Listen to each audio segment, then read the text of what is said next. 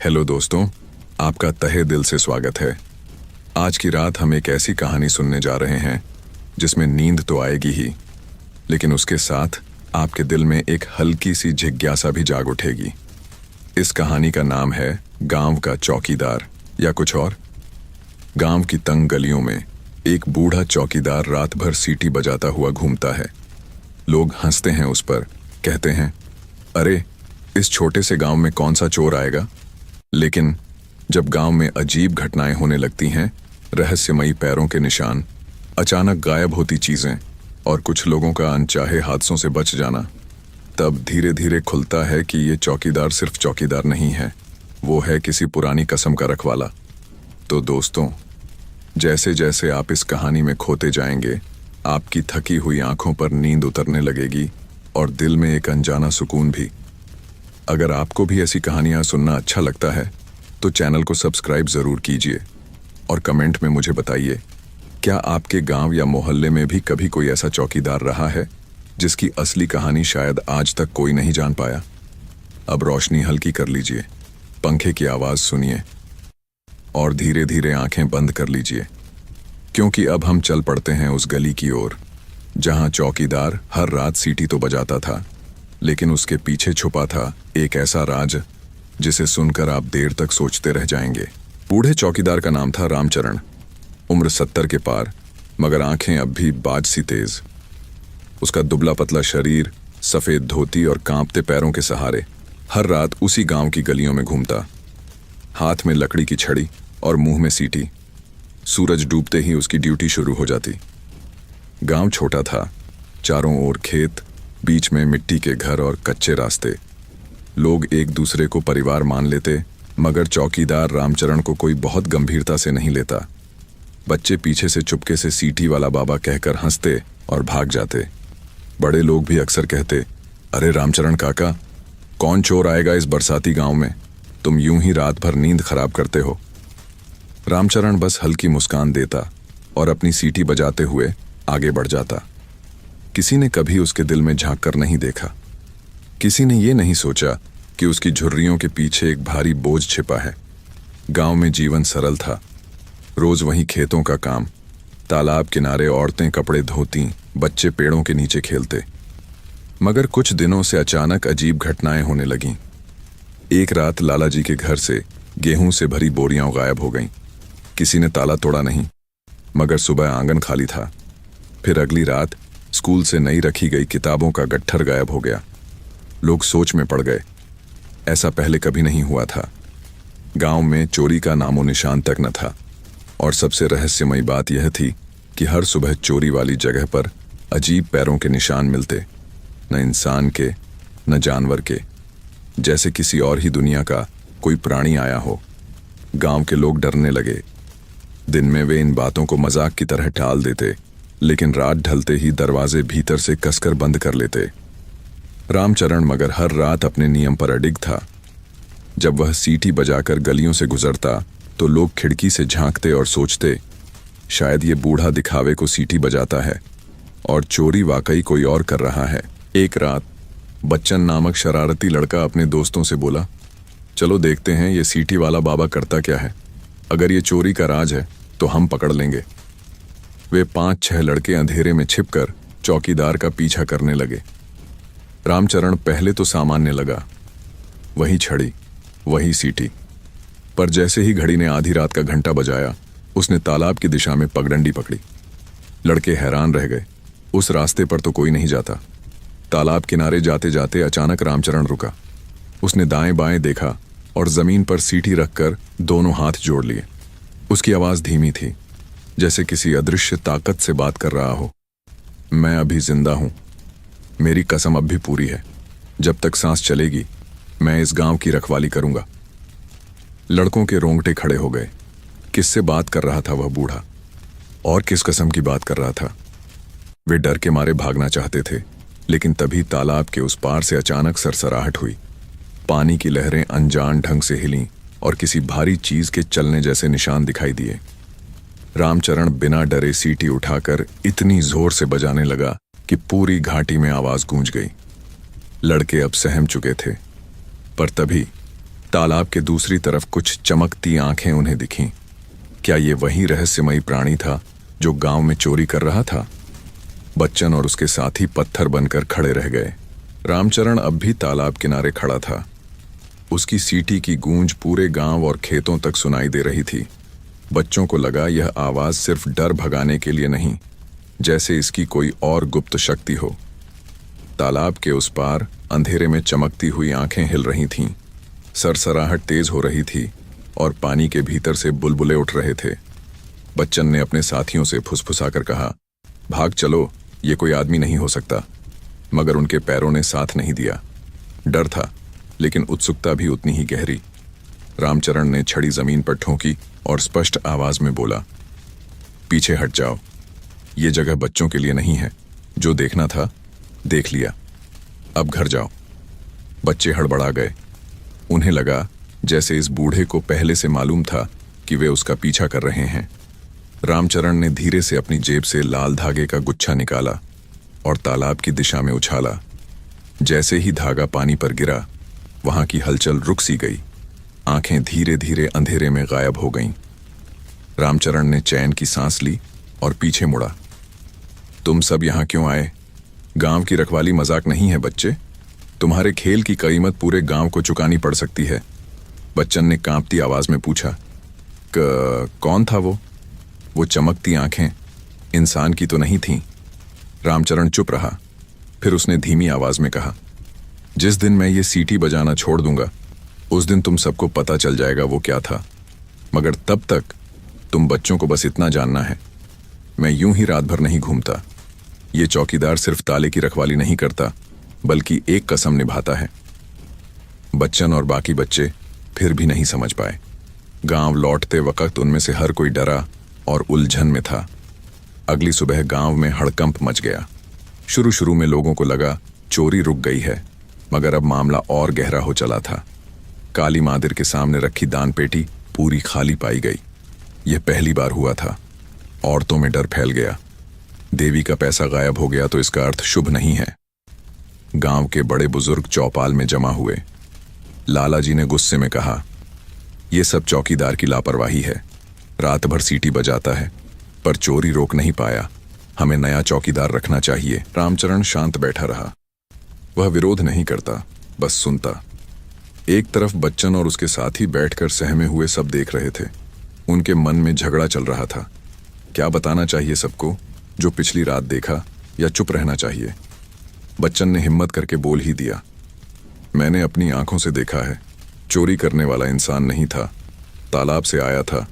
उसकी आंखें आग की तरह चमक रही थीं। गांव में सन्नाटा छा गया।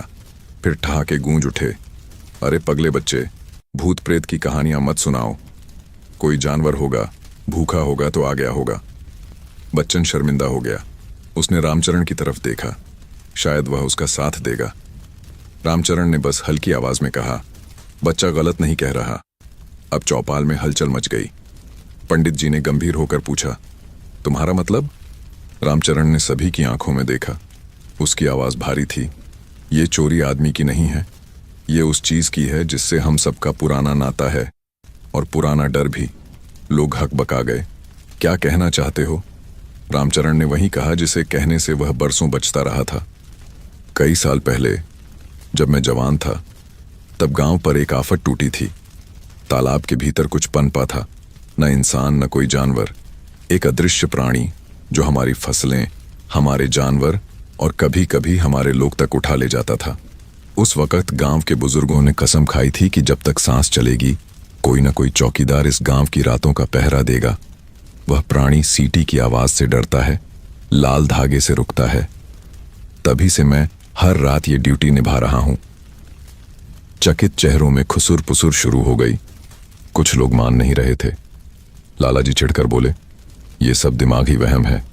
अगर वाकई ऐसा कुछ होता तो हमें भी दिखता। रामचरण धीमे स्वर में बोला, दिखेगा अगर मेरी रात की चौकीदारी बंद हो गई, फिर तुम्हें विश्वास हो जाएगा, पर शायद तब तक देर हो चुकी होगी। गांव बट गया।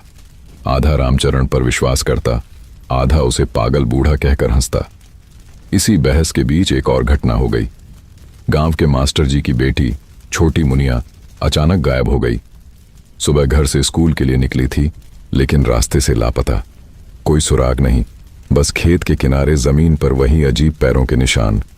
अब लोग बुरी तरह डर गए। गांव वालों की भीड़ चौपाल में जमा थी। बच्चे रो रहे थे, औरतों की आंखों में आंसू। रामचरण ने छड़ी कसकर पकड़ी और बोला, मैं कह रहा था ना, जिसको तुम मजाक समझ रहे थे वो अब तुम सबके सामने है। अगर वक्त रहते कदम नहीं उठाए तो अगली बारी किसी और की होगी। भीड़ से आवाज आई, तो करो ना कुछ, तुम ही बताओ ये कैसे रुकेगा। रामचरण की आंखें गहरी हो गईं। ये काम आसान नहीं है। इस गांव के लोग भूल चुके हैं कि पीढ़ियों पहले हमने क्या वचन लिया था। उस वचन को निभाना होगा, वरना ये प्राणी हमें एक एक करके निगल जाएगा। बच्चन आगे बढ़ा। उसकी आंखों में डर तो था, पर हिम्मत भी। बाबा, आप बताओ हमें क्या करना होगा। अगर सचमुच ये कसम है तो हम भी आपके साथ हैं। रामचरण ने उसे गौर से देखा। यह वही बच्चा था जिसने कल रात तालाब के किनारे उसका राज देखा था। तुम्हारी उम्र छोटी है बच्चन, मगर दिल बड़ा है। पर याद रखना, एक बार इस रास्ते पर चल पड़े तो पीछे लौटना आसान नहीं होगा। बच्चन बोला, हम पीछे नहीं हटेंगे। अगर गांव की जान इस पर टिकी है तो हमें भी साथ देना चाहिए। गांव के कुछ और लड़के लड़कियां भी बच्चन के साथ खड़े हो गए। धीरे धीरे 4-5 आदमी भी साथ देने को तैयार हुए। रामचरण ने महसूस किया, वर्षों बाद कोई उसकी बात पर यकीन कर रहा है। उसके सीने से भारी बोझ थोड़ा हल्का हुआ।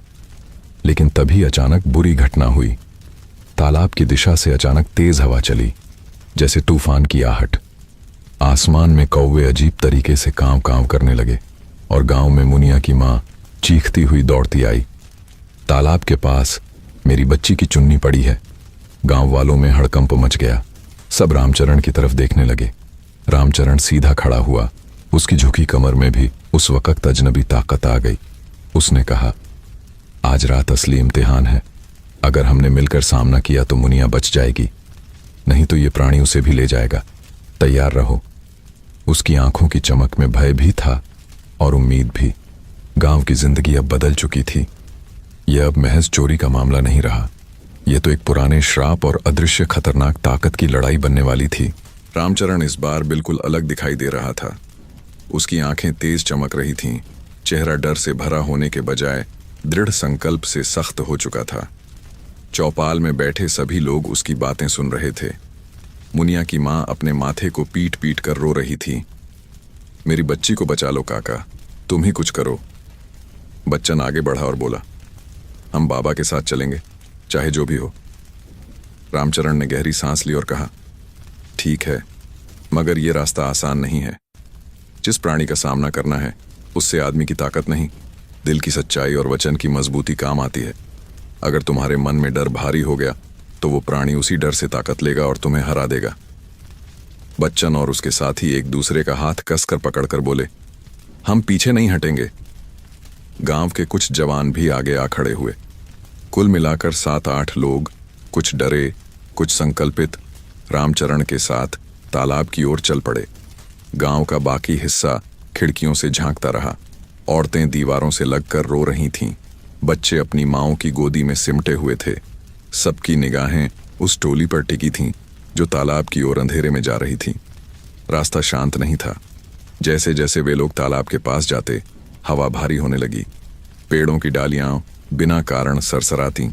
दूर कहीं सियार रोए और रात का अंधेरा और गाढ़ा होता चला गया। बच्चन ने घबरा कर पूछा, बाबा, अगर उस प्राणी ने हमला कर दिया तो हम क्या करेंगे? हमारे पास तो सिर्फ डंडे हैं। रामचरण ने अपनी झूरीदार जेब से एक छोटा सा पोटली निकाली। उसमें वही लाल धागे थे। उसने सबके हाथों में एक एक बांधते हुए कहा, यह धागा पुराने आशीर्वाद का है। जब तक ये हाथ में है तुम्हें कोई करीब से छू नहीं पाएगा और मैं सीटी बजाता रहूंगा। उसकी आवाज ही उस प्राणी को रोकती है। बच्चों ने धागा अपनी कलाई पर गांठ दिया और थोड़ा साहस भीतर महसूस किया। तालाब नजदीक आता जा रहा था। हल्की धुंध चारों ओर फैली थी। पानी स्थिर था, मगर उसमें अजीब सी गंध उठ रही थी, जैसे कोई पुराना कुआं सड़ गया हो। रामचरण ने कदम बढ़ाते हुए कहा, अब सब ध्यान रखो, कोई चिल्लाए तो भागना नहीं। यही उस प्राणी की चाल है, डर फैलाकर सबको भागने पर मजबूर करना। बस मेरे साथ नजरें टिकाए रखना। वे तालाब के किनारे खड़े हो गए। मुनिया का लाल रंग का चुनरी का टुकड़ा सचमुच वहीं पड़ा था, मिट्टी में भीगा हुआ। मुनिया की मां का रोते रोते बुरा हाल हो गया।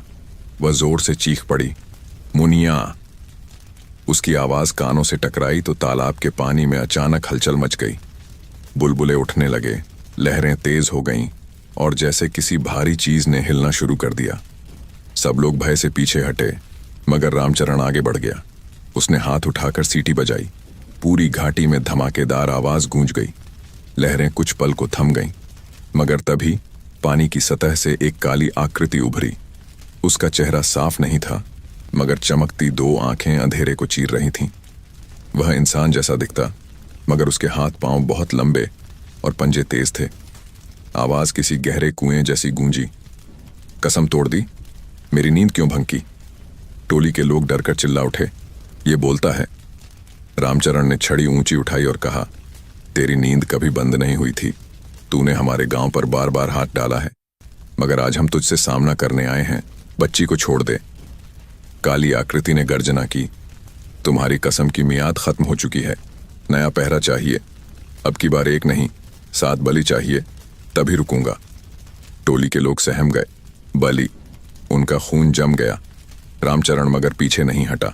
वह आगे बढ़ा और सीटी इतना जोर से बजाई कि प्राणी कुछ पल के लिए उलझ गया। पानी में हलचल और तेज हो गई। बच्चन ने साहस जुटाकर प्राणी को पत्थर मारा। पत्थर उसकी छाया जैसी देह से टकराकर पानी में गिर गया, मगर इससे उस प्राणी की दहाड़ और तेज हो गई। गरीब बच्चों की हिम्मत, वह गुर्राया। तुम्हें ताकत नहीं, मगर डर ज्यादा है। वही मेरा खाना है। एक एक कर बाहें बढ़ीं जैसे किसी को पकड़ने आ रहा हो। गांव के लोग घबराकर पीछे हटने लगे, मगर बच्चन ने पुनः छड़ी कसकर उठाई और कहा, नहीं, अगर ये डर से ताकत लेता है तो हम डरेंगे ही नहीं। रामचरण ने उसकी तरफ गर्व से देखा और जोर जोर से सीटी बजाते हुए बाकी लोगों से बोला, डरो मत, सब एक आवाज में बोलो, हम गांव को नहीं छोड़ेंगे। सबने हिम्मत जुटाकर चिल्लाया, हम गांव को नहीं छोड़ेंगे। आवाजों का शोर घाटी में गूंज उठा। प्राणी एक पल को ठिठक गया, जैसे उसकी शक्ति कमजोर पड़ रही हो। उसकी आंखों की चमक हल्की होने लगी। रामचरण ने मौका देखा और लाल धागा तालाब की दिशा में फेंका। धागा हवा में घूमा और जैसे ही पानी को छुआ, प्राणी की चीख निकल गई। उसके हाथ पीछे हट गए और धीरे धीरे वह पानी में समाने लगा। तालाब फिर शांत हो गया। लोग राहत की सांस लेने लगे, मगर अचानक बच्चन चिल्लाया, देखो मुनिया। सचमुच किनारे पर गीली मिट्टी में सिकुड़ी सी बेहोशी में पड़ी मुनिया दिखाई दी।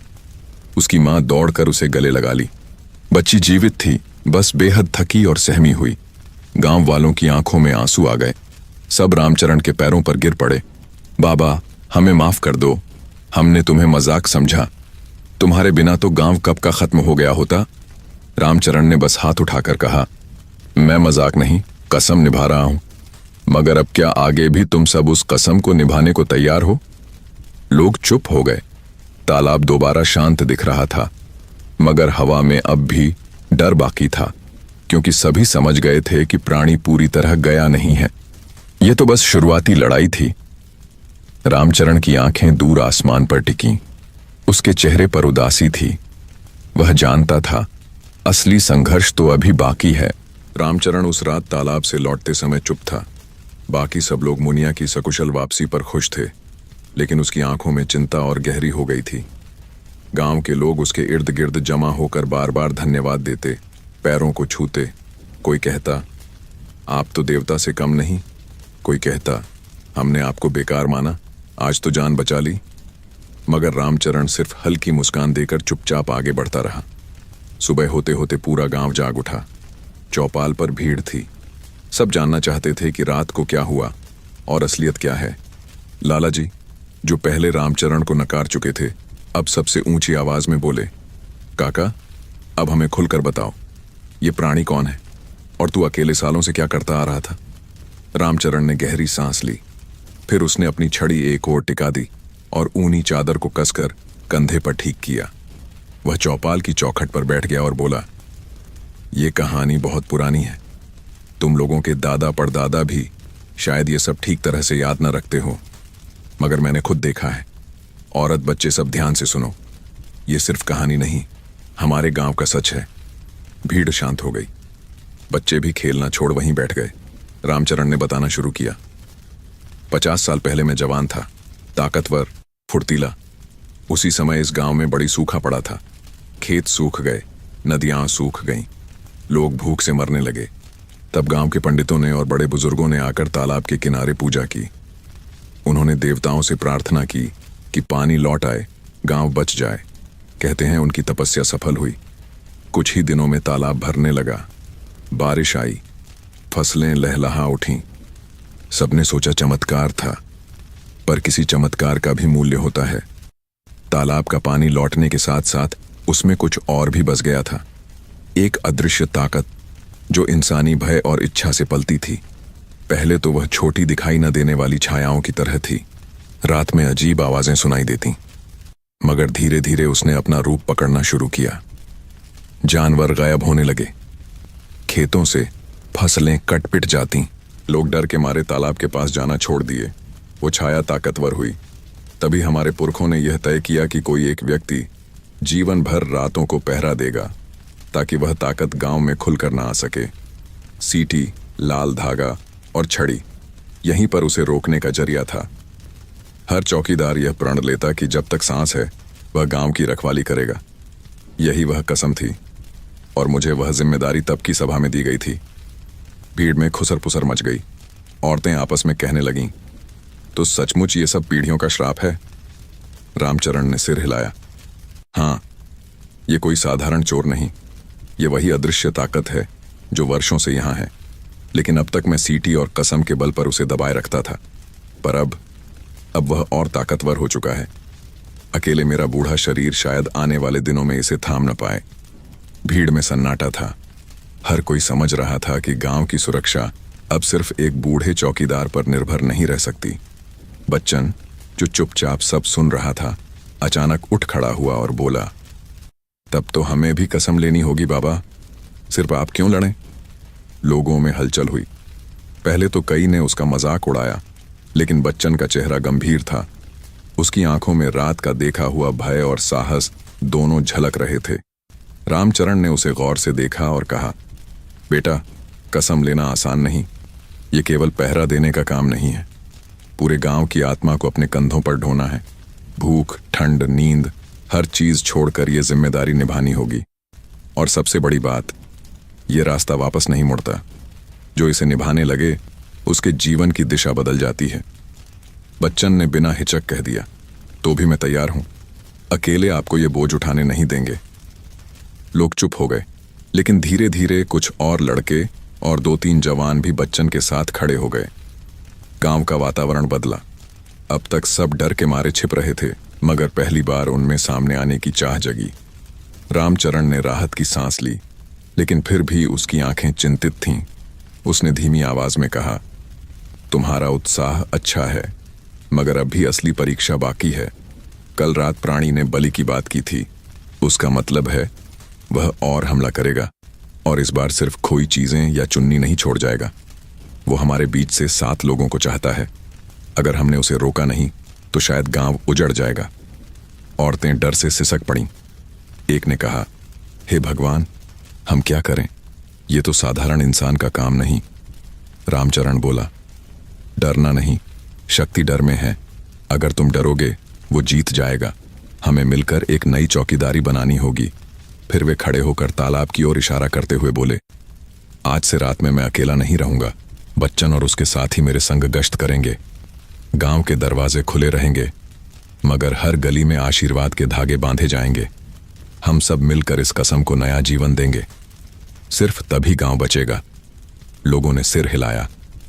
कुछ कांपते हुए, कुछ हिम्मत जुटाकर रामचरण की बात मानने को तैयार हुए। पहली बार बुजुर्ग, जवान और बच्चे सब एक तरफ खड़े हो गए। रामचरण ने सबको देख मुस्कुराते हुए कहा, याद रखो, यह लड़ाई केवल छड़ी या सीटी की नहीं, यह हमारी एकता की है। अगर हम सब कंधे से कंधा मिलाकर डट जाएं, तो कोई ताकत हमें हिला नहीं सकती। सभी ने मिलकर तालाब की ओर प्रणाम किया।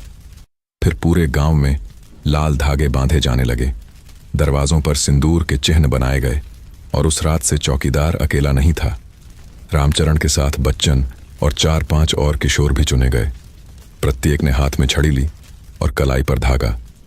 गांव वालों ने पहली बार महसूस किया कि चौकीदार का बोझ सब में बांटा जा रहा है। रात छा चुकी थी, कानों में अब भी डर की गूंज थी, मगर इस बार गलियों में जब रामचरण की सीटी बजी तो उसके साथ 5 और सीटियां जवाब में सुनाई दीं। गांव में एक अजीब सी हिम्मत दौड़ गई, लेकिन तालाब चुप नहीं था। पानी की सतह पर हल्की लहरें उठ रही थीं, जैसे अंदर से कोई बेसब्री से इंतजार कर रहा हो। आने वाली रातें अब साधारण चौकीदारी नहीं रहने वाली थीं।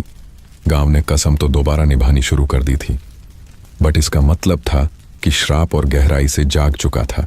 रामचरण अब अकेला नहीं था। गांव के नए साथी उसके साथ थे।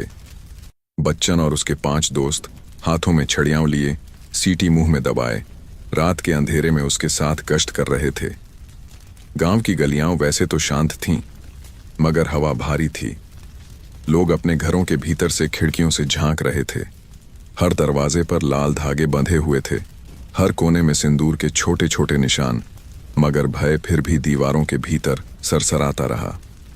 रामचरण आगे बढ़ते हुए बोला, याद रखो बच्चों, डर मत दिखाना, सीटी लगातार बजाते रहना। आवाज जितनी गूंजेगी उतनी ही वो ताकत कमजोर पड़ेगी। बच्चन ने सिर हिलाया और अपने दोस्तों की तरफ देखा। सबने होंठों से सीटी थामा और पहली बार रात की पहरेदारी में सचमुच सैनिकों जैसा साहस महसूस किया। पहली आधी रात शांति से बीत गई, कहीं कोई हलचल ना हुई। लोग सोचने लगे शायद आज सब ठीक रह जाएगा, लेकिन जैसे ही घड़ी ने 2 पर ठोका मारा, तालाब की दिशा से अचानक ठंडी हवा का झोंका उठा। अंधेरे में कौवे एक साथ उड़ पड़े। रामचरण ने छड़ी जमीन पर ठोकी। आ रहा है, सभी तैयार। तालाब के पास पहुंचते ही दृश्य बदल गया। पानी तमतमाने लगा, लहरें बिना हवा उठने लगीं।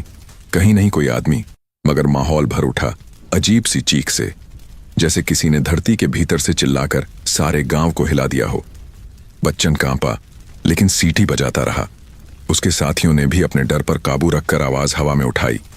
तभी पानी के बीच से वह प्राणी प्रकट हुआ, इस बार और बड़ा और खौफनाक। उसका शरीर आधा इंसानी, आधा छायादार। हाथों से पतली लताएं निकल रही थीं, जैसे सांप। उसकी आंखें लाल अंगारों जैसी चमक रही थीं। उसकी आवाज गूंजी, मैंने कहा था, साथ बलियाओं, तुम सीटी बजाकर मुझे रोक नहीं पाओगे। साथ ही उसकी लताएं बढ़कर टोली की तरफ झपटी। गांव के 2 जवान पीछे हट गए, मगर बच्चन डटा रहा। उसने छड़ी उठाकर वार किया। आश्चर्य की बात यह कि छड़ी सचमुच प्राणी की लता को काट गई। चीख निकली और वह पीछे हट गया। रामचरण गर्व से बोला, सही कर रहे हो। छड़ी सिर्फ लकड़ी नहीं, इसमें पीढ़ियों का भरोसा है। यही इसे ताकतवर बनाती है। लेकिन प्राणी पीछे हटने वाला नहीं था। उसकी लताएं अब और तेजी से बढ़ीं। एक लता ने बच्चन के दोस्त गोपाल को जकड़ लिया और उसकी टांग पकड़कर खींचने लगी। गोपाल चीखने लगा, बचाओ, ये मुझे तालाब में खींच रहा है। रामचरण ने तुरंत सीटी बजाई और लाल धागा उसकी ओर फेंका। धागा जैसे ही लता से टच हुआ, वह जलने लगी और गोपाल छूटकर गिर पड़ा। उसने कांपते हुए धागे को और कसकर थाम लिया। देखा, रामचरण चिल्लाया, कभी कसम और एकता को कमजोर मत पड़ने देना। यही हमारी असली शक्ति है। अब प्राणी ने और बड़ा रूप ले लिया। उसका शरीर पानी से बाहर निकलकर आधा सूखी जमीन पर फैल गया। उसने दहाड़ते हुए कहा, तुम सब बच्चों को आगे कर रहे हो। बुजुर्ग कायर मुझे धोखा नहीं दे सकते। आज रात कोई ना कोई मेरा शिकार होगा। लोग कांपे। कुछ जवान भागने लगे, मगर बच्चन ने चीख कर कहा, काफी भागे हम सब, अब नहीं। यह हमारा गांव है और हम लड़ेंगे। उसकी जोरदार सीटी ने जैसे भागते हुए जवानों के पैरों को रोक दिया। रामचरण ने महसूस किया कि बच्चन की आवाज अब सीटी के बराबर ताकतवर हो रही है। उसने सोचा, शायद यही लड़का मेरा आगे का वारिस है। प्राणी अब गुस्से में और हिंसक हो गया। उसने तालाब का पानी उठाकर उछाल दिया। तेज लहरें सबकी तरफ बढ़ीं, मानो डुबा ले जाएंगी। रामचरण ने जोर से चिल्लाकर मंत्र की तरह कहा, सब मिलकर एक साथ सीटी बजाओ। और अचानक पूरी टोली ने अपनी अपनी सीटी होठों पर रख दी। एक आवाज नहीं, 6 आवाजें एक साथ गूंजी। आवाज इतनी गहरी थी कि तालाब की लहरें वहीं थम गईं। प्राणी पीछे छिटक गया। उसकी आंखों की आग कमजोर पड़ने लगी। नहीं, यह संभव नहीं, वह गुर्राया। मगर ठीक उसी वक्त उसने चालाकी से पीछे से हमला किया। उसकी लंबी लताओं में से एक ने सबसे छोटे साथी सोनू को जकड़ लिया और हवा में उठा लिया। सोनू चीख रहा था, बाबा बचाओ। टोली घबराई। रामचरण ने अपना लाल धागा ऊंचा उठाकर फेंका, पर इस बार प्राणी ने लता हटाकर धागे को जला दिया। चिंगारियां उठीं। यह देखकर गांव वाले दहशत में चिल्ला उठे। रामचरण समझ गया, यह पहली भिड़ंत इतनी आसान नहीं। यह प्राणी अब पहले से कहीं ज्यादा ताकतवर हो चुका था। उसे बचाना ही होगा, वह गरजा। बच्चन आगे बढ़ा। उसने अपनी टांगें कमर तक पानी में डाल दी और छड़ी से लता पर वार करता हुआ सोनू तक पहुंचा। पूरी ताकत से छड़ी घुमाकर उसने सोनू को छुड़ा लिया। सोनू जमीन पर गिरा, कांपता हुआ मगर जिंदा। टोली ने राहत की सांस ली, लेकिन प्राणी ने चीख मारी और पूरे तालाब का पानी उफान मारकर ऊपर उठ गया। गांव वाले चीखते हुए बोले, ये तो सब डुबा देगा। रामचरण ने गर्जना की, कसम को याद करो। सभी साथियों ने जोर से सीटी बजाई। इस बार पूरा गांव भी खिड़कियों से चिल्लाने लगा, हम नहीं डरेंगे। गांव की संयुक्त आवाज, सीटियों की गूंज और छड़ियों के वार से तालाब की लहरें वहीं थम गईं। प्राणी दर्द से चीखकर पानी में वापस जा गिरा। तालाब फिर शांत हुआ। मगर सब जानते थे, यह जीत सिर्फ अस्थाई थी। रामचरण ने छड़ी पर हाथ टिकाते हुए धीरे से कहा, यह हारकर नहीं भागा, बस और ताकत जुटाने गया है। अगली बार और भयंकर हमला होगा। सबके चेहरों पर डर था, मगर जहां डर था वहीं आत्मविश्वास भी जन्म ले चुका था। पहली बार बच्चन और उसके साथियों ने महसूस किया कि वे सचमुच चौकीदारी निभा रहे हैं। गांव वाला हर कोई समझ गया, अब की रात से यह लड़ाई एक गांव बनाम श्राप है और असली जंग अभी शुरू हुई है। रामचरण अब समझ चुका था कि यह लड़ाई अकेले उसके बूढ़े कंधों पर टिके रहना संभव नहीं। पिछली रात के संघर्ष ने साफ कर दिया था कि वह प्राणी पहले से कहीं ज्यादा ताकतवर हो गया है। सुबह होते ही उसने बच्चन और उसके 5 दोस्तों, साथ ही गांव के 2 जवानों को बुलाया। वे सब थके हुए थे, हाथों में खरोचें थीं, मगर आंखों में अब भी जोश भरा हुआ था। तुम सबने बहादुरी दिखाई, रामचरण बोला, लेकिन बहादुरी सिर्फ छड़ी घुमाने से नहीं आती। असली ताकत भीतर से आती है। अगर दिल कांप गया तो हथियार किसी काम का नहीं। बच्चन ने पूछा, तो हमें क्या करना होगा बाबा? हम सीखने को तैयार हैं। रामचरण ने उन्हें चौपाल के किनारे पुराने नीम के पेड़ के नीचे बुलाया। उसके झोल से उसने कुछ पुरानी चीजें निकाली, मिट्टी की छोटी डिब्बियां, पीली मिट्टी के लेप और कुछ पुराने ताबीज। ये सब मेरे पिता ने मुझे दिए थे जब मैं चौकीदार बना था। इनका इस्तेमाल सिर्फ तब होना चाहिए जब लड़ाई सीधे जान पर बनाए। आज से तुम सब भी इन्हें सीखो। उसने सबसे पहले सीटी पकड़ाई। सीटी को सिर्फ फूंक मारने की चीज मत समझो, यह आवाज डर को काटती है। जब तुम शक्तिशाली अंदाज में बजाओगे, तुम्हारे भीतर का डर भी बाहर निकल जाएगा। सीटी बजाने का अर्थ है अपनी आत्मा की ताकत को जगाना। फिर उसने छड़ी उठाकर कहा, यह लकड़ी की छड़ी है, लेकिन वर्षों से इसमें हमारे पूर्वजों का आशीर्वाद है। जब तुम वार करते हो तो समझो तुम्हारे पीछे पूरा गांव खड़ा है। बच्चन और उसके साथी ध्यान से सुनते रहे। हर किसी ने छड़ी हाथ में लेकर अभ्यास किया। रामचरण ने कहा, वार करते समय आंखों में संकल्प रखो, डर नहीं। याद रखो, वह प्राणी डर पर पलता है। जो अपने हृदय से डर निकाल देगा वही उसे कमजोर कर पाएगा। उस दिन पूरा गांव इस अभ्यास को देख रहा था। बच्चे पहली बार खेल छोड़कर टोली की तरफ देख रहे थे और औरतें उनके लिए दुआएं मांग रही थीं। शाम ढलते समय रामचरण ने सबको चेताया, ध्यान रहे, आज रात वह प्राणी चुप नहीं बैठेगा। पिछली बार वह घायल होकर गया था, अब बदला लेने आएगा।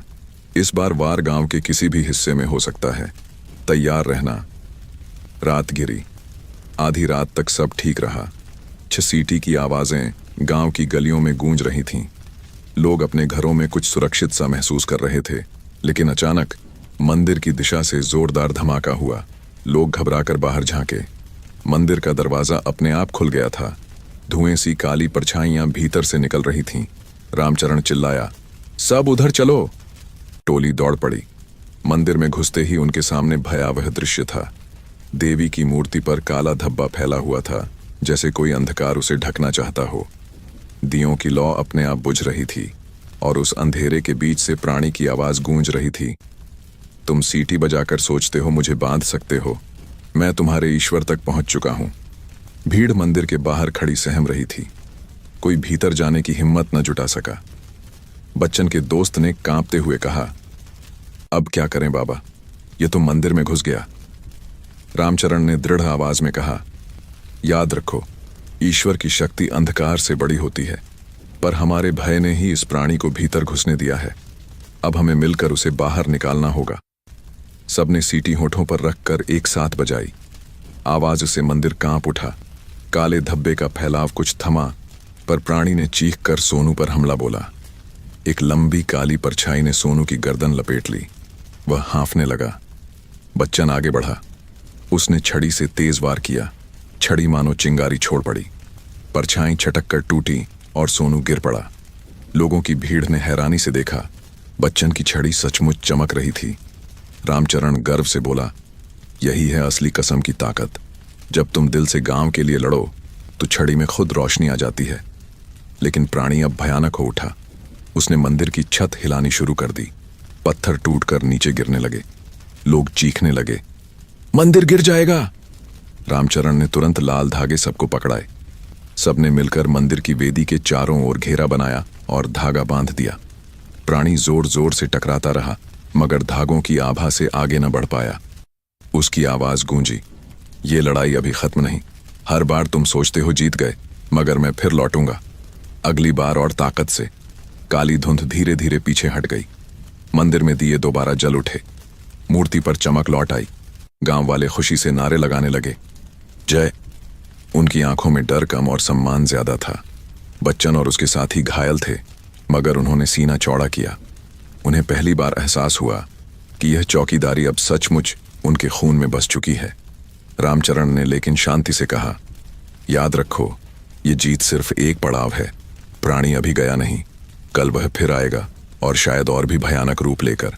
हमें और मजबूत बनना होगा। गांव वाले अब उसकी हर बात मानने को तैयार थे। उन्होंने पहली बार महसूस किया कि चौकीदार सिर्फ रात का पहरेदार नहीं, बल्कि सच में गांव का रखवाला है। बच्चन ने अपनी छड़ी को देखते हुए मन ही मन प्रण किया, जब तक सांस है यह लड़ाई मैं भी छोड़ूंगा नहीं। रात बीत गई। तालाब पर हल्की धुंध अब भी थी और पानी के भीतर किसी गहरी ताकत की हलचल महसूस की जा सकती थी। यह युद्ध अब सचमुच खुल चुका था, पूर्ण रूप से, और हर किसी को मालूम था सबसे खतरनाक हमला अब बाकी था। रामचरण और उसकी नई टोली ने लगातार 3 रातें गांव की पहरेदारी की, लेकिन छठे दिन फसल कटाई का समय आ चुका था। खेत सुनहरी गेहूं और हरी सब्जियों से भरे थे। किसान खुश थे कि यह साल अब भूखे पेट नहीं जाने वाला। सुबह सुबह औरतें खेतों में गीत गाती, बच्चे पगडंडियों पर खेलते। लगता था मानो सारे डर किसी कोने में सिमट गए हों। मगर रामचरण जानता था कि यह शांति तूफान से पहले की चुप्पी है। उस रात उसने सबको बुलाकर कहा, ध्यान रखो, प्राणी सिर्फ मंदिर या तालाब तक सीमित नहीं, उसकी असली भूख हमारी फसलें और हमारे बच्चे हैं। आज रात खेतों का पहरा देना होगा। अगर उसने फसलों पर हाथ डाल दिया तो पूरे गांव का पेट खाली हो जाएगा, और अगर बच्चों को ले गया तो गांव की आत्मा ही मर जाएगी। गांव वाले घबरा गए। कईयों ने कहा, बूढ़े काका, खेत खुले में हैं, वहां कैसे पहरा देंगे? रामचरण ने दृढ़ आवाज में कहा, डर से कुछ नहीं होता। सब मिलकर खेतों के चारों ओर लाल धागों की परिधि बनाओ और मैं और टोली वहीं रात बिताएंगे। जो चाहे हमारे साथ खड़ा रहे। लोग पहले हिचके, मगर बच्चन और उसके साथी आगे बढ़े। फिर धीरे धीरे और जवान भी जुटे। इस बार सिर्फ चौकीदारों की ही नहीं, पूरे गांव की जिम्मेदारी थी। रात उतर आई।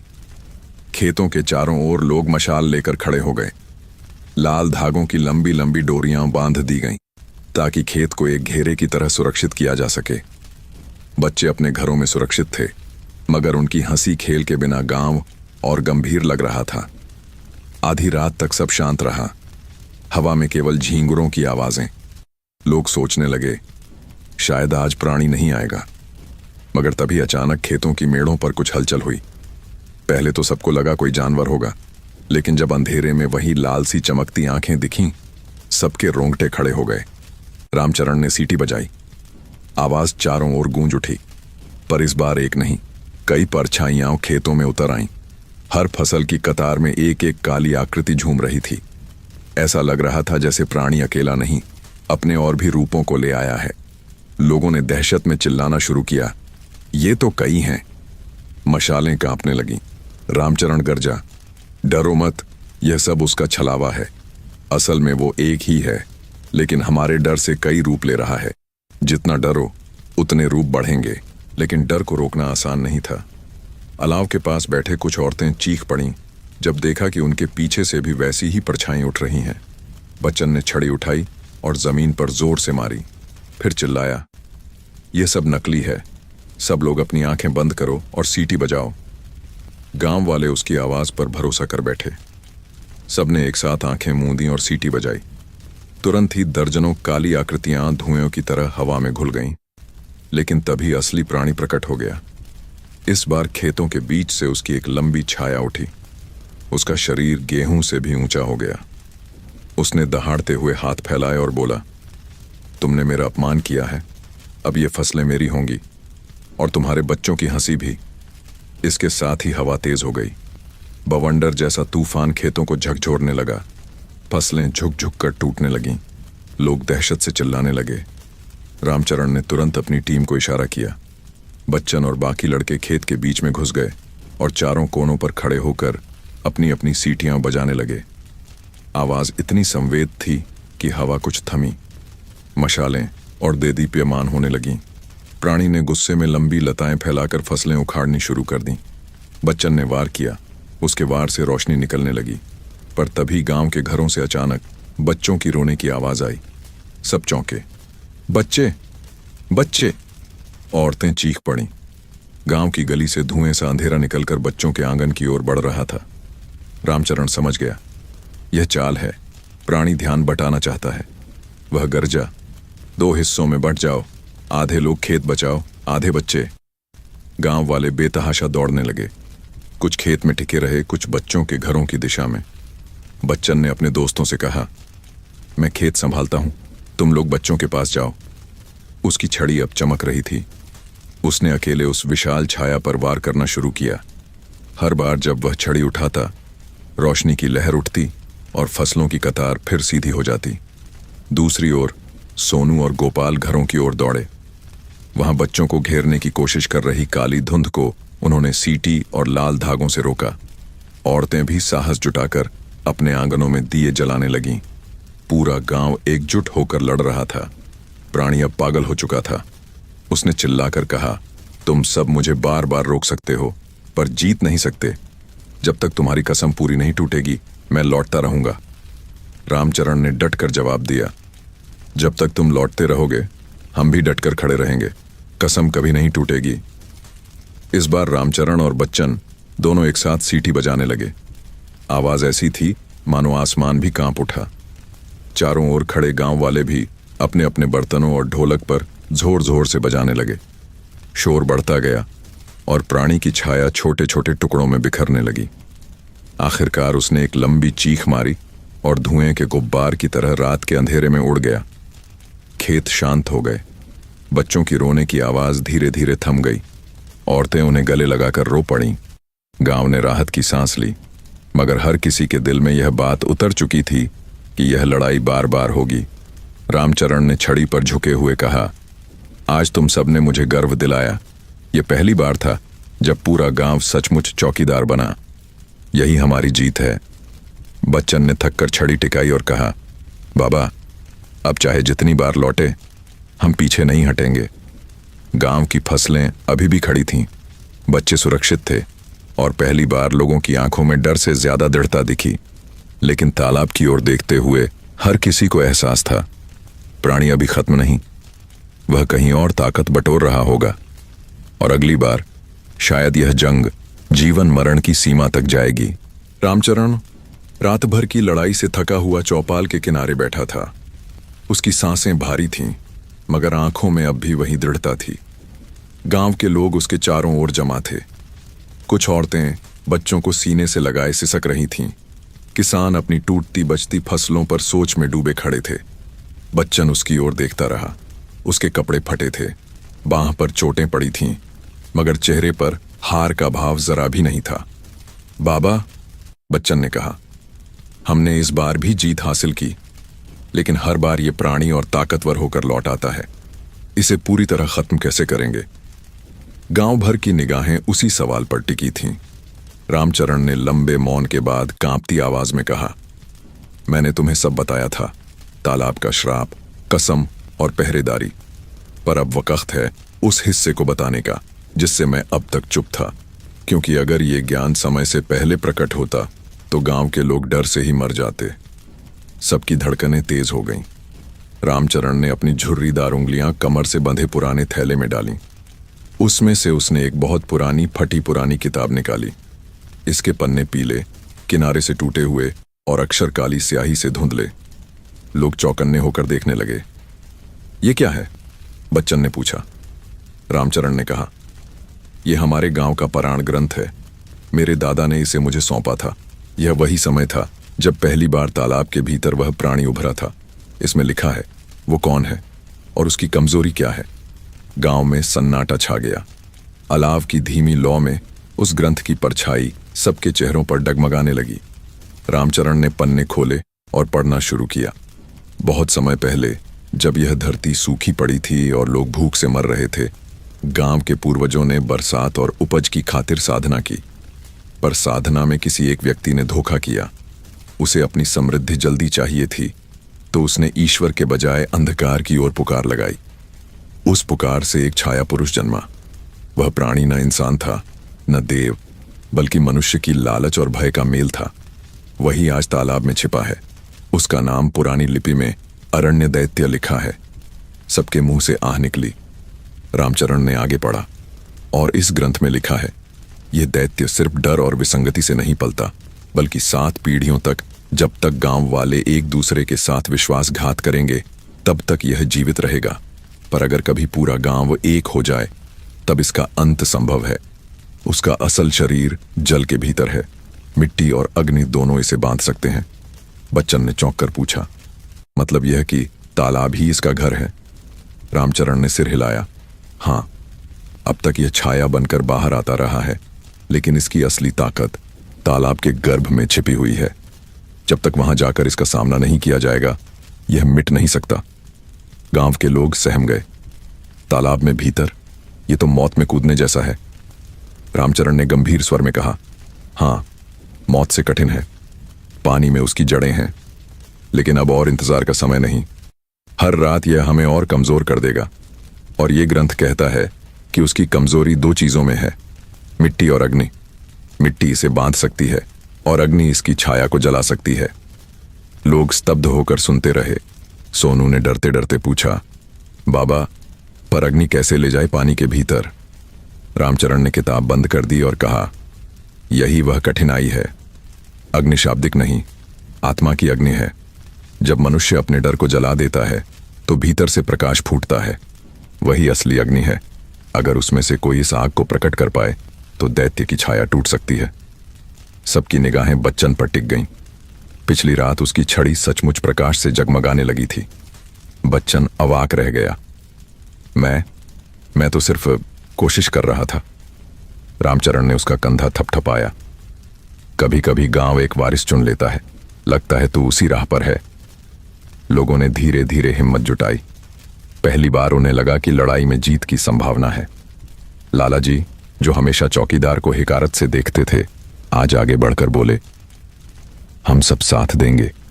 अगर मिट्टी इसे बांध सकती है, तो हम गांव की सब मिट्टी का घेरा बनाकर तालाब को घेर देंगे। और अग्नि, वह बच्चन की हिम्मत है। गांव भर में कानाफूसी शुरू हो गई। औरतें बोलीं, अगर यही इसका अंत है, तो हम भी अपने दीपक लेकर तैयार रहेंगे। बच्चों ने गीत गुनगुनाते हुए कहा, हम भी दिए जलाएंगे। रामचरण की बूढ़ी आंखों में आंसू आ भर आए। दशकों तक वह अकेला इस कसम को निभाता रहा था। लोग उसे मजाक समझते रहे, और आज पहली बार पूरा गांव उसके साथ एकजुट खड़ा था। रात उस निर्णय के साथ बीती लोग मिट्टी इकट्ठी करने लगे। औरतें घर घर से दिए और घी तैयार करने लगीं। जवान बांस और छड़ियाओं लेकर तालाब के चारों ओर सुरक्षा का घेरा बांधने लगे। लेकिन उसी समय तालाब के पानी में असामान्य हलचल उठी। दूर से देखा तो लग रहा था मानो पानी खौल रहा हो। कुछ बच्चों ने इसे देख लिया और दौड़ते हुए चौपाल में आकर चीख पड़े, बाबा, तालाब में कुछ हो रहा है। रामचरण उठ खड़ा हुआ। उसकी आंखें चिंता से सिकुड़ गईं। वक़्त सोचा से भी जल्दी आ गया है। उसने गंभीर स्वर में कहा, अब वह खुद हमें रोकने निकलेगा। तैयार हो जाओ, असली जंग अब शुरू हुई है। गांव के सारे लोग घेर में खड़े रहे। सीटी, छड़ी, मिट्टी, धागा और दिए, हर हाथ में अब कुछ था। सब जानते थे कि अगली रात साधारण रात नहीं होगी। वह जीवन मरण का निर्णय लेकर आएगी। रामचरण की आंखें रात के अंधकार में तेज चमक रही थीं। वह और उसकी टोली हर सालों की मेहनत और शपथ के बाद आज उस जगह खड़े थे जहां प्राणी का असली घर था। तालाब का अंधकारमय गर्भ। बच्चन, गोपाल, सोनू और बाकी साथी भी दिल थामे खड़े थे। उनके हाथों में लाल धागे और छड़ियां थीं। मिट्टी का घेरा चारों तरफ घिरा था और दियों की मंद रोशनी पानी के ऊपर झिलमिला रही थी। रामचरण ने धीमी आवाज में कहा, अब जो देखोगे उससे डरना नहीं। हमें उस दैत्य की असली पहचान करनी है और उसी के खिलाफ आखिरी जंग लड़नी है। याद रहे, कोई पग पीछे मत हटेगा। सबने सिर हिलाकर उसका संकल्प पाया। जैसे ही वे तालाब के किनारे उतरने लगे, पानी में हल्की हलचल हुई। अचानक तमाम काली छड़ियां पानी की सतह पर तैरने लगीं। किसी अदृश्य ताकत ने उन्हें रोक दिया था। रामचरण आगे बढ़ा और जोर से सीटी बजाई। उसकी आवाज तालाब के अंदर गूंज उठी। पानी के भीतर से एक विशाल आकृति उभरी। उसका असली शरीर जलती हुई राख जैसा दिखाई दिया। उसकी आंखों की चमक डरावनी थी, मगर उस पर एक उदासी भी थी। तुम सब कौन हो जो मेरी नींद भंग करते हो? दैत्य की आवाज पानी से बाहर निकलकर हवा में गूंजने लगी। रामचरण ने जवाब दिया, हम हैं गांव के वंशज, जिन्होंने वचन दिया है कि इस प्राणी को मिटा देंगे। तुम जितनी भी ताकत जमा कर लो, हमारी कसम और हमारी हिम्मत उससे बड़ी है। दैत्य ने अपने विशाल शरीर को लपेटा और पानी में गहरा डुबकी लगाई। अचानक तालाब का पानी लाल रंग से भर गया। टोली घबराई, मगर रामचरण ने कहा, डरो मत, यही वक्त है मिट्टी और अग्नि की ताकत दिखाने का। उन्होंने मिट्टी की गुड़ियां और ताबीज तालाब में डालने शुरू किए। बच्चे दियों को जलाते रहे और रामचरण ने जोर से सीटी बजाई। पानी के नीचे दैत्य ने घमंड से दहाड़ा, मगर धीरे धीरे उसकी छाया कमजोर पड़ने लगी। मिट्टी के गोले उसकी चमकती परतों पर छूटने लगे। अचानक पानी में से एक तेज लहर उठी और दैत्य की छाया गहरे जल में दबने लगी। रामचरण ने अपनी छड़ी से ठोंक कर कहा, अब अग्नि जला दो। बच्चन ने घी से भरे दीपक जलाए और तालाब के किनारे रखा। धीरे धीरे रोशनी फैलने लगी और दैत्य की छाया जलने लगी। उसने चीख मारी, तुमने मेरी नींद तोड़ दी, अब मेरी मौत होगी। तालाब के पानी में लाल सुनहरे रंग के जलते हुए अंगार फूट पड़े। दैत्य हिलते डुलते हुए धीरे धीरे गायब होने लगा। गांव की पूरी टोली औरतों, पुरुषों, बच्चों के साथ तालाब के किनारे खड़ी थी। उनकी धड़कनों ने तालाब की शक्ल पकड़ी और एक बार फिर गांव में एक नई सुबह आई। रामचरण ने अपने साथियों को देखा। आंखों में खुशी और थकान दोनों थी। यह जंग खत्म नहीं हुई, पर यह कसम अभी और मजबूत हो गई है। रामचरण और उसकी टोली ने तालाब की लड़ाई में एक महत्वपूर्ण जीत हासिल की थी। गांव में पहली बार उस प्राणी के भय को थोड़ी राहत मिली। लोग उम्मीद के साथ सुबह उठने लगे, लेकिन असली परीक्षा अभी बाकी थी। कहते हैं कि हर बड़ी लड़ाई के बाद एक नई जंग छुपी होती है, और यह बात पूरी तरह सच साबित हुई। रातों की गश्त जारी थी। गांव के चारों ओर लाल धागे और दियों की रोशनी फैली थी, मगर उस दिन गांव में कुछ अजीब सा माहौल था। कई लोग मिले बिना कहे परेशान लग रहे थे। कुछ ने संगठित होकर घरों से बाहर निकलना कम कर दिया था। रामचरण के गहरे अनुभव ने कहा कि यह साधारण डर नहीं, बल्कि कहीं से अंदर से उपजा खतरा था। एक दिन उसने बच्चन को बुलाया। कुछ लोग भीतर से हम पर हमला कर रहे हैं, डर का नहीं बल्कि धोखे का। बच्चन ने पूछा, कैसे बाबा, हम सब तो एकजुट थे। रामचरण ने गंभीरता से कहा, सारे गांव का दिल एक नहीं होता। कुछ ऐसे भी होते हैं जिन्हें प्राणी की ताकत में फायदा दिखता है। वे हमारे बीच में छुपे रहते हैं और धीरे धीरे चैन तोड़ते हैं। अगले कुछ दिनों में छोटी छोटी घटनाएं हुईं। खेतों में जहरीली फसलें, बच्चों का बुखार और घरेलू सामान का गुम होना। लेकिन स्कूल के मास्टर ने ध्यान दिलाया कि ये सब गांव के अंदर ही किसी की साजिश लगती है। रामचरण ने गांव वालों को एकत्र किया। आज रात हम उस दुश्मन का सफाया करेंगे। रात आते आते स्थिति गंभीर हो गई। एक एक कर कई लोगों के घरों से लकड़ी और धातु की छोटी छोटी वस्तुएं गायब हो गईं। गांव के सबसे भरोसेमंद युवक सोहन अचानक गायब हो गया। सबकी आंखों में डर बैठ गया। रामचरण ने कहा, यह वह लड़ाई है जो मुझे सबसे ज्यादा डराती है। लड़ाई तो हम प्राणी से लड़ सकते हैं, पर यहां हमारे बीच का धोखा है। बच्चन ने आवाज उठाई, हमें धोखा देने वाला कौन है? रामचरण ने ज्यों ही कहा, किसी को शक नहीं, बल्कि ध्यान देना होगा। गांव में शोर मचा। करीब आधा गांव एक दूसरे पर शक करने लगा। अचानक गांव के सबसे बुजुर्ग हरिदास ने कहा, मेरे ख्याल से यह काम कुछ लोग कर रहे हैं जिन्हें इस श्राप से कोई फर्क नहीं पड़ता, जो खुद की ताकत बनाना चाहते हैं। सबने उसकी बात गंभीरता से सुनी। रामचरण ने कहा, हम सबको चौकस रहना होगा, छोटी छोटी बातों को समझना होगा। मैं रात भर गांव का पहरा लूंगा, पर मुझे तुम्हारी मदद चाहिए। रात होते हुए गांव में फिर से कुछ अजीब हुआ। मस्जिद के पास एक गुप्त मुलाकात हुई, जहां कुछ लोग मिली भगत कर रहे थे। बच्चन और उसके साथी छुपकर सुनने पहुंचे। उन्होंने सुना कि कुछ लोग प्राणी की ताकत का सहयोग कर रहे थे। गांव को अंततः अपने कब्जे में लेने की योजना बना रहे थे। बच्चन घबराया, बाबा, ये तो अंदर से ही नुकसान कर रहे हैं। रामचरण ने गंभीर होकर कहा, इसीलिए हमें एक नई योजना बनानी होगी। अब लड़ाई गांव के बाहर नहीं, गांव के भीतर भी लड़नी है। विश्वास और धोखे की लड़ाई। गांव के लोग अब टूटने लगे। जो एक दिन एकजुट थे, आज भय और शंका में बंट गए थे। रामचरण ने अपनी छड़ी उठाई और जोर से कहा, जो चाहे जो भी हो, मैं इस गांव का चौकीदार रहूंगा। इस बार न सिर्फ प्राणी से, न सिर्फ भय से, बल्कि उस छुपे हुए दुश्मन से भी लड़ूंगा। हम सबको मिलकर गांव को बचाना होगा। बच्चन ने अपने साथियों से कहा, अब हमें दोनों लड़ाइयां लड़नी हैं, बाहर की ताकत और अंदर के धोखे का सामना। रात हुई और गांव के सब दरवाजे ताले से बंद हो गए, मगर रामचरण और उनकी टोली के दिलों में अब और भी बड़ा जज्बा था। वे जानते थे, सच्ची लड़ाई तभी शुरू होती है जब बाहर का दुश्मन दूर नहीं हो और अंदर का भी सामने आ जाए। रामचरण की आंखों में गहरी चिंता थी।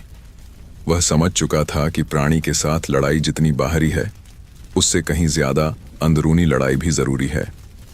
गांव के कुछ लोग अब उसके खिलाफ षड्यंत्र कर रहे थे, जो डर और लालच में बंधे हुए थे। बच्चन ने खिड़की से बाहर देखा। गांव की गली में कुछ छिप छिपाकर मिल रहे थे। बाबा, ये लोग कौन हैं? क्या वे हमारे ही दुश्मन हैं? रामचरण ने धीमी आवाज में कहा, हाँ बेटा, यही तो सबसे बड़ी कठिनाई है। जब दुख और भय इंसान की सोच बदल देता है, तो कभी कभी अपने ही सामने शत्रु पनपने लगता है। आज की रात हमें सच का सामना करना होगा। पूरी टोली को रामचरण ने चौपाल पर बुलाया। सबने अपनी अपनी बात रखी। कुछ ने सच सामने आने से डर जताया, वहीं कुछ ने साफ चेतावनी दी कि यदि छुपे दुश्मन को रोका नहीं गया तो पूरा गांव खतरे में पड़ जाएगा। अचानक एक बुजुर्ग ने कहा, मुन्ना लाल ही है। पहली बार से मैं देख रहा हूं कि उसकी बातें अजीब हैं। वो अक्सर अकेला चलता है और कभी कभी गांव के गुप्त कोनों में जाता है। सबकी निगाहें मुन्ना लाल पर गईं, जो गांव का एक नौजवान था पर रमूसी स्वभाव वाला। लोगों के विश्वासघात की खबर अब तेजी से फैली थी। मुन्ना लाल को बाकी टोली ने पकड़ लिया और उसके सामने सवाल जवाब किए। मुन्ना लाल चिल्लाया, मैंने गांव को नुकसान पहुंचाने के लिए कुछ नहीं किया। ये सब प्राणी की चाल है, जो हम सबको लड़वाना चाहता है। रामचरण ने गंभीर लहजे में कहा, अगर तुम सचमुच निर्दोष हो तो अपने आप को साबित करो।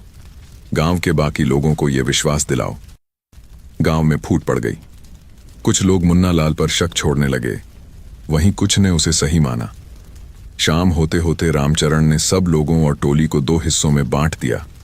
एक दल मुन्ना लाल के साथ छुपे दुश्मन की जांच करने निकलेगा, जबकि दूसरा दल प्राणी की गतिविधियों पर नजर रखेगा। गांव में खुफिया कार्रवाई शुरू हुई। रात को गुआघरों और झोपड़ियों के बीच छिपकर टोली घूमने लगी। मुन्ना लाल की शक्ल में छुपा हुआ असली दुश्मन जल्दी पकड़ा गया। वह गांव का अपना ही नकली आदमी था, जो प्राणी की ताकत हासिल करने के लालच में गांव के लोगों के बीच फूट डाल रहा था। वह प्राणी के साथ गुप्त संपर्क में था और गांव की दुर्बलता का फायदा उठा रहा था।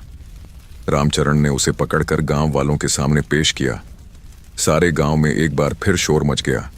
कत्ल की सजा या माफी?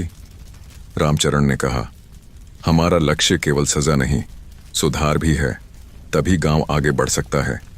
मुन्ना लाल ने पश्चाताप किया। उसने कहा, मैं डर और लालच में फंसा था, अब मैं अपने अपराध स्वीकार करता हूं और पूरी मदद करूंगा। गांव वालों ने उसका हाथ थामा।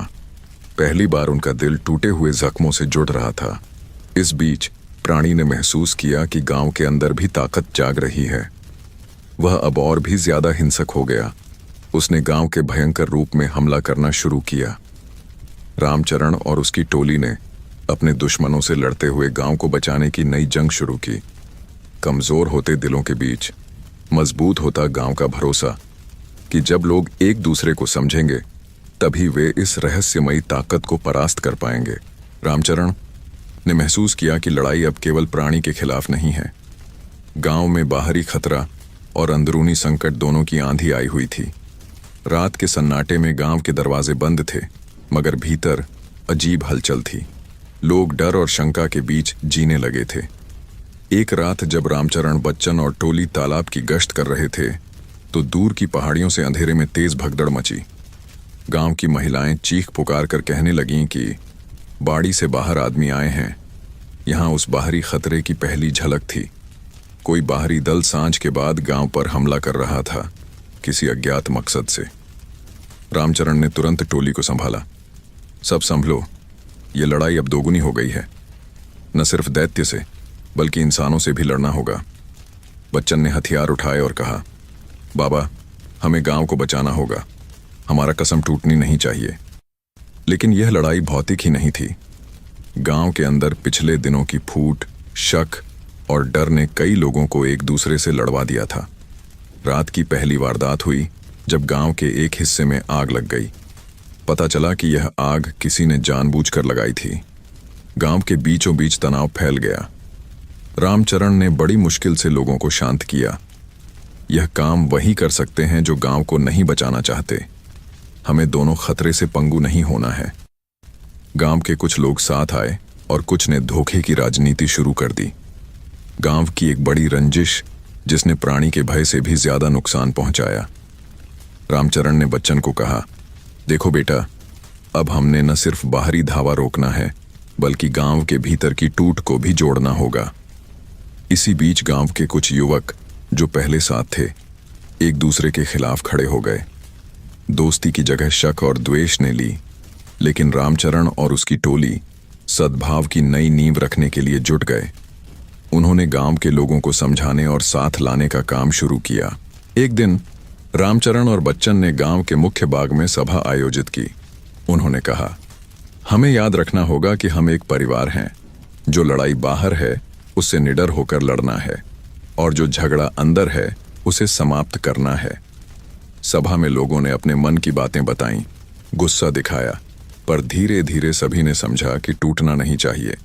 आगे बढ़कर रामचरण ने गांव के बुजुर्गों और युवाओं को साथ लेकर सुरक्षा की नई रणनीति बनाई। गांव के चप्पे चप्पे पर दोहरी गश्त रखी गई। रात के अंधेरे में गांव के बाहर छुपे असली दुश्मनों के कदमों की आवाजें सुनाई देती, मगर अब गांव वालों का दिल मजबूत था।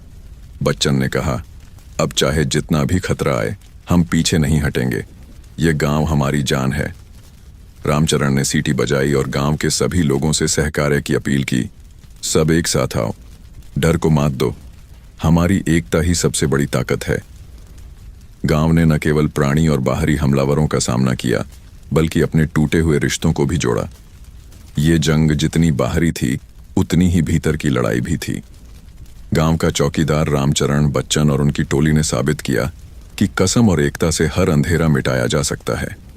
और इस जंग के बीच गांव ने पहली बार सचमुच समझा कि डर और डराने वालों से लड़ने का मतलब है सबसे पहले अपने दिलों में एक दूसरे को अपनाना। रामचरण की आंखों में पिछले दिनों की लड़ाइयों के निशान थे, लेकिन अब उनके चेहरे पर दृढ़ता की नई चमक थी। गांव में जो बड़े संकट बीत रहे थे उनमें से एक तो बाहरी और आंतरिक दुश्मनों से जूझना था, वहीं एक गहरा और अनपेक्षित रहस्य भी उजागर होने वाला था। गांव के बुजुर्गों के अनुसार जो ग्रंथ रामचरण ने पहले पढ़ा था उसमें एक और कथा छिपी हुई थी जो प्रधान गांव को अंततः बचा सकती थी, पर उसके लिए पूरी पंचायत को एक साथ आना होगा। रामचरण ने गांव के सभी लोगों को बुलाकर कहा, अब तक हमने अपनी ताकत के बारे में बहुत कुछ सीखा है, लेकिन यह लड़ाई सिर्फ बाहरी और अंदरूनी दुश्मनों की नहीं है। इस गांव में एक और भी बड़ा खतरा है जो लंबे समय से हमें छुपा कर रहा है। लोग उत्सुक हुए, लेकिन साथ में भयभीत भी। रामचरण ने धीरे धीरे वह कथा सुनानी शुरू की जिसमें बताया गया कि उस तालाब की गहराई में एक और रहस्यमयी शक्ति थी। प्राणी वही था जो वर्षों से गांव को त्रस्त करता आया था, लेकिन उसके साथ साथ एक अंधकारमय छाया और थी जिसे गांव का साया कहा जाता था। गांव का साया वह रहस्यमयी ताकत है जो गांव के अंदर बसे डर, नफरत और झगड़ों से पैदा हुई है। जब तक हम अपने मन और दिल से उस साये को नहीं मिटाएंगे तब तक वह बढ़ता रहेगा और गांव को चीरता रहेगा। रामचरण की आवाज भारी थी। जिस दिन हम अपने बीच के फूट और नफरत को खत्म कर लेंगे उसी दिन उस साये का भी अंत होगा। गांव के बुजुर्गों और युवाओं में यह बात फैल गई। उनमें से कईयों ने आंखें बंद कर गहरे सोच में डूब गए। बच्चन ने पूछा, तो इसका मतलब है कि हम सिर्फ बाहरी दुश्मनों के नहीं बल्कि अपने ही भय और मतभेदों से भी लड़ रहे हैं? रामचरण ने सिर हिलाया, बिल्कुल, और यही सबसे कठिन लड़ाई है बेटा। पहला युद्ध बाहरी प्राणी से है और दूसरा अंदरूनी साये से, जो अंततः दोनों की जीत तभी सुनिश्चित होगी जब हम एकजुट होंगे। गांव ने इस संदेश को गहराई से अपनाया। लड़ाइयों के बीच जब भी कोई फूट की आहट हुई, लोग रामचरण और बच्चन को याद दिलाते कि उन्हें डर और जंगली मतभेदों पर विजय पाना है। समय बीतता गया, मगर गांव में शांति अभी दूर थी। बाहरी हमले जारी थे और अंदरूनी टूट धीरे धीरे ठीक हो रही थी। लेकिन उस रात जब पूरा गांव दीपों से जगमगाया, गांव के किसी कोने में एक अनजान परछाई फिर से जाग उठी। रामचरण ने माथा पकड़कर कहा, तैयार रहो, ये आखिरी लड़ाई ही सच्ची जीत लेकर आएगी। गांव की गलियां चुप थीं, लेकिन उस चुप्पी में एक भीषण तूफान के आहटें थीं। रामचरण और उसकी टोली ने कई हफ्तों की कड़ी मेहनत के बाद उस क्षण का इंतजार किया था जब वे प्राणी के खिलाफ अंतिम वार करेंगे। रात का अंधेरा छाया हुआ था और पूरे गांव में दियों की रोशनी दमक रही थी। लाल धागे चारों ओर बंधे, मंदिर से लेकर तालाब तक हर जगह सुरक्षा के प्रतीक थे। गांव के हर व्यक्ति ने अपने हृदय में कसम बंधाई थी, इस बार प्राणी को जड़ से मिटा देंगे। रामचरण ने चारों ओर देखा। बच्चन और बाकी के चेहरे पर भी दृढ़ता थी। यह लड़ाई केवल भौतिक हथियारों की नहीं बल्कि आत्मा की थी। जैसे ही वे तालाब के पास पहुंचे, हवा में एक अजीब सी सिहरन दौड़ गई। पानी धीरे धीरे लालिमा लिए कांपने लगा। प्राणी का काला साया उभरने लगा। उसकी आंखें आग की तरह चमक रही थीं और उसका गर्जना पूरे गांव में गूंजने लगा। तुम्हारे वचन मुझे कभी नहीं रोक पाए, लेकिन इस बार मैं तुम्हारा अंत लाने आया हूं। रामचरण ने बिना घबराए छड़ी उठाई और जोर से सीटी बजाई। उसका सुर बाकी गांव वालों की सीटियों से मिला और आवाजें तालाब के ऊपर गरजने लगीं। प्राणी, तुम्हें डर का मिथ्या साया मेरी रोक नहीं सकता, रामचरण ने कहा। आज हमें दिखाओ, तुम्हारा असली भय कौन है? प्राणी ने अपनी लंबी धुंधली छाया के साथ हमला किया। लताओं ने गगन को छू लिया, मगर गांव के लोग, बच्चन, गोपाल, सोनू और बाकी अपने दृढ़ संकल्प और एकता की शक्ति से डटे रहे। उन्होंने दीपों को जलाया, मिट्टी और लाल धागे को पानी में फेंका। उनका संयोजन प्राणी की छाया को कमजोर कर रहा था। रामचरण ने गहराई में जाकर प्राणी के शरीर की ओर अपना हाथ बढ़ाया। उसकी छड़ी ने एक चमकदार प्रकाश छोड़ा। उसकी शक्ति से प्राणी की आंधियां शांत होती चली गईं। यह शक्ति है गांव की एकता की, वह कसम जो हम सब ने निभाई है। अकेले मैं नहीं, हम सब की ताकत है जो इस प्राणी को हराएगी। धीरे धीरे प्राणी की छाया टूटने लगी। उसने अंतिम दहाड़ लगाई और तालाब के जल में समा गई। गांव वाले जीते, पर उनकी जीत भावना से ज्यादा प्रेम और विश्वास की जीत थी। रामचरण ने बाहें फैलाकर सबको आशीर्वाद दिया। याद रखो, यह लड़ाई हम सबकी है, और जब हम एकजुट रहते हैं तो कोई भी ताकत हमें हरा नहीं सकती। बच्चन ने सीटी बजाई। उस आवाज में जितनी ताकत थी, उससे गांव की गलियां फिर से जीवित हो उठीं। गांव की शाम को शांति और आनंद ने घेर लिया। बुजुर्गों ने कहा, आज हमने न केवल शैतान पर जीत हासिल की, बल्कि अपने भीतर की सबसे बड़ी लड़ाई भी जीती। रामचरण ने मुस्कुराते हुए कहा, आइए हम सब मिलकर अपने गांव को एक परिवार बनाए रखें, ताकि भविष्य में कोई भी अंधेरा हमारी खुशियों को ना छू सके। रामचरण की आंखों में अब एक चमक थी, जो वर्षों की लड़ाइयों के बाद मिली थी। वह गांव के लोगों के बीच खड़ी दीछा था, और पूरा गांव एक बार फिर से खुशी और विश्वास से भर गया था। गांव ने अपने अतीत के हर अंधकार और भय को पीछे छोड़ दिया था। तालाब की वो रहस्यमयी छाया, प्राणी, आंतरिक दुश्मन, सब कुछ अब धीरे धीरे मिटता जा रहा था। लेकिन कहानी का असली अंत उस एकता में था जो गांव वालों ने पाया था। रामचरण ने अपनी छड़ी उठाई और कहा, देखो बच्चों, ये कहानी केवल एक लड़ाई की नहीं, बल्कि हमारी कसम, हमारी मेहनत और हमारी एकता की कहानी है। जब हम सब एकजुट होंगे तो कोई भी ताकत हमें हरा नहीं सकती। बच्चन ने मुस्कुराते हुए कह दिया, हम सब ने मिलकर डर पर विजय पाई है। अब हमें और आने वाले लोग भी इस कसम को निभाना होगा। यही हमारे गांव की असली ताकत है। गांव के लोगों ने एक दूसरे का हाथ थामा। बुजुर्ग, महिलाएं, बच्चे, जवान, सब एक परिवार बन चुके थे। उन्होंने सीखा था कि अकेले कोई भी मुश्किल से पार नहीं पा सकता, लेकिन मिलकर वे हर तूफान का सामना कर सकते थे। गांव के त्योहारों में अब एक नई रौनक थी। हर दिया, हर गीत, हर हंसी में एक कहानी थी। कहानी उस चौकीदार की जिसने गांव को बचाने की कसम खाई। रामचरण के चरणों में फूल बिछाए गए। गांव के बच्चे कहानियां सुनाते हुए बड़े हुए कि कैसे उनका गांव अंधेरे और भय को जीत गया। और सबसे महत्वपूर्ण बात, उस गांव के लोग आज भी हर रात सीटी बजाते हैं। यह सीटी नहीं, बल्कि एक उम्मीद की आवाज है जो हर दिल में गूंजती है, हम एक हैं और हम मजबूत हैं। अगर आप अभी तक यह वीडियो देख रहे हैं तो इसे अपने दोस्तों और परिवार वालों के साथ जरूर शेयर कीजिए। वीडियो के अंत में कुछ खाली हिस्सा है, लेकिन उसे छोड़कर वीडियो बंद मत कीजिए। ऐसा करने से YouTube को लगता है कि हमारी वीडियो बेकार है, इसलिए दर्शक बीच में ही छोड़कर जा रहे हैं। इसलिए अगर आप चाहते हैं कि यह वीडियो और भी लोगों तक पहुंचे, तो बस अपने मोबाइल का वॉल्यूम कम कर दीजिए, फोन को साइड में रख दीजिए, आंखें बंद कीजिए, लंबी गहरी सांस लीजिए और आराम से सो जाइए। शुभ रात्रि।